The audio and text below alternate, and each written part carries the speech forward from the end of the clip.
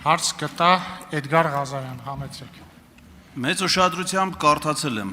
ներկայացված ծրագիրը, նույն ուշադրությամբ նաև լսում էի ելույթը եւ նաև հարց ու պատասխանի ընթացքում հնչեցված մտքերը։ Եվ եկել եմ այն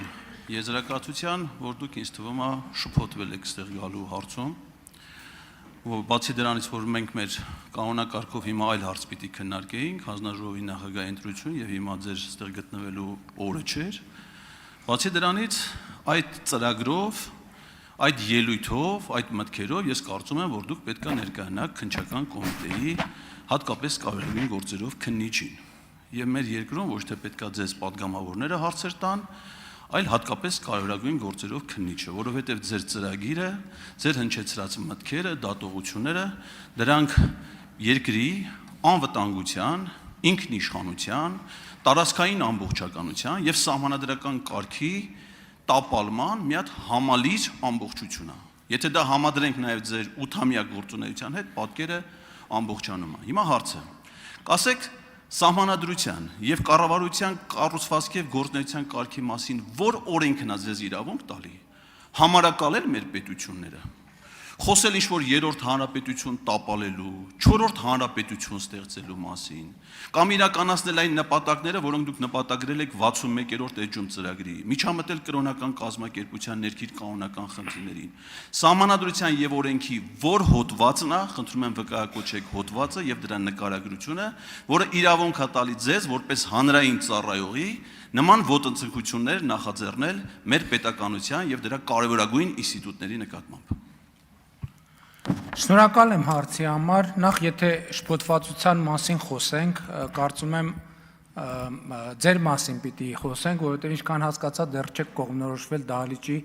որ հատվածում պետք է նստեք, որ սենց այս տեմպերով որ գնա հաջորդ անգամ որ ես գամ արդեն միջանցքում եք նստած ելնելու, այնպես որ ձեզ է նախ պետք կողմնորոշվել, թե ինչա պետք անել։ Ինչ վերաբերվում է քննիչներին,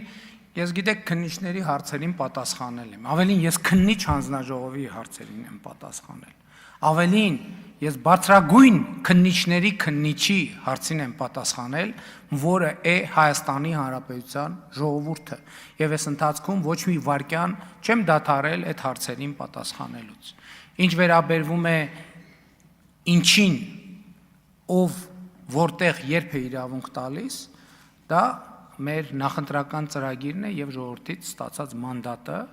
եւ մենք քաղաքական խոսույթներ ենք զարգացնում, որոնց նպատակը մեր պետության հարատևությունը ապահովելն է, մնացածն էլ ասեցի։ Արձագանք Հ A J E J E N Հ Ե Հայերեն։ Ես իհարկե գիտեմ, որ դուք ֆրանկաֆոն եք եւ փայլուն տիրապետում եք նաեւ անգլերենի եւ ռուսերենի իջևանյան բարբառներին, բայց իմ հարցը հայերեն էր, որպեսզի դուք ասեք, թե մեր սահմանադրության եւ օրենքների որ դրույթների հիման վրա եք մշակում ձեր ծրագրերը եւ ով է ձեզ իրավունք տվել կործանելու հայկական պետականությունը եւ ով է իրավունք տվել ձեզ համարակալելու մեր պետությունը, որը համար չունի, այլ ունի անուն։ Այդ անվանումը Հայաստանի Հանրապետություն, մեր պետությունը ստացել է 1990 թվականի օգոստոսի 23-ի անկախության հռչակագրով, որը այս տարի նաև պետական խորհրդանիշների տոն էր, որի կապակցությամբ դուք ոնց որ թե նույնիսկ համարձակություն չունեցաք ուղերձղելու։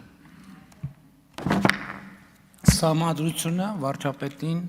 տալիս է լիազորություն սահմանել կառավարության գործունեության հիմնական ուղղությունները։ Եվ եթե տրամաբանությամբ ուրեմն նախ դուք պետք է ասեք, թե նախորդի շրջանում սահմանադրության որ կետի համաձայն է օգտագործվել երրորդ հանրապետություն խոսույթը։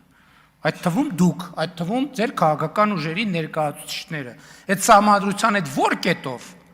եթե որևէ քաղաքական կուսակցություն կամ որևէ падգամավոր ունի իրավունք Հայաստանի Հանրապետությունը երրորդ հանրապետություն անվանել, առավել եւս վարչապետը եւ կառավարող մեծամասնությունը, որը ժողովրդից մանդատ է ստացել, իրավունք ունի 4-րդ հանրապետություն անվանել։ Այսինքն, այս այն դեպքն է, որ ասում է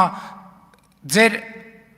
աչքի գերանը չեք տեսնում, ուրիշի աչքի փուսն եք տեսնում։ Եվ երբ որ կպարզաբանեն երրորդ հանրապետություն, ես էլ եմ օգտագործել իմիջիայլոց։ Այսինքն դա մեր քաղաքական խոսույթի սովորական մասն է եղել։ Ուրեմն գնանք այդ պարզաբանենք, հետո կանցնենք առաջ։